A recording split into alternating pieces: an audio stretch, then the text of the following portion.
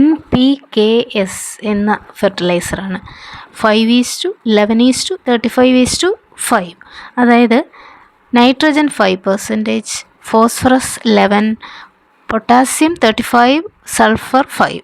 ഈ ഒരു കോൺസെൻട്രേഷനിലുള്ള ഒരു ഫോളിയാർ ഫെർട്ടിലൈസറാണ്. ഇത് നമ്മുടെ ഫ്ലവറിങ് പ്ലാന്റ്സിനും ഫ്രൂട്ട് പ്ലാന്റ്സിനും വെജിറ്റബിൾസിനും ഒക്കെ വളരെ നല്ലൊരു ഫെർട്ടിലൈസറാണ്. ഞാനിപ്പോൾ ഇതാണ് നമ്മുടെ അഡീനിയം പ്ലാന്റ്സിന് ഇട്ട് കൊടുക്കുന്നത്. കാരണം ഫ്ലവറിങ്ങിന് ഇത് നല്ലൊരു വളം തന്നെയാണ്. അതുകൊണ്ട് തന്നെയാണ് ഞാനിത് ഇട്ട് കൊടുത്തത്. സാധാരണ നൈട്രജൻ NPK ആണല്ലോ നമ്മൾ സാധാരണ യൂസ് ചെയ്യുന്നത്. ഇതിൽ സൾഫറും കൂടെ ഉണ്ട്. അത് ചെടികളുടെ പ്രോട്ടീൻ സിന്തസിസിനും ക്ലോറോഫിൽ ഫോർമേഷനും ഒക്കെ വളരെ ഹെൽപ്ഫുള്ളാണ്. കൂടുതലായിട്ട് പൊട്ടാസ്യമാണ് അടങ്ങിയിരിക്കുന്നത്, 35%. അത് പ്ലാന്റ് ഡിസീസിനെ ചെറുക്കാനും പ്ലാന്റ് ഹെൽത്തിനും വേണ്ടിയിട്ടൊക്കെ ഉള്ളതാണ്.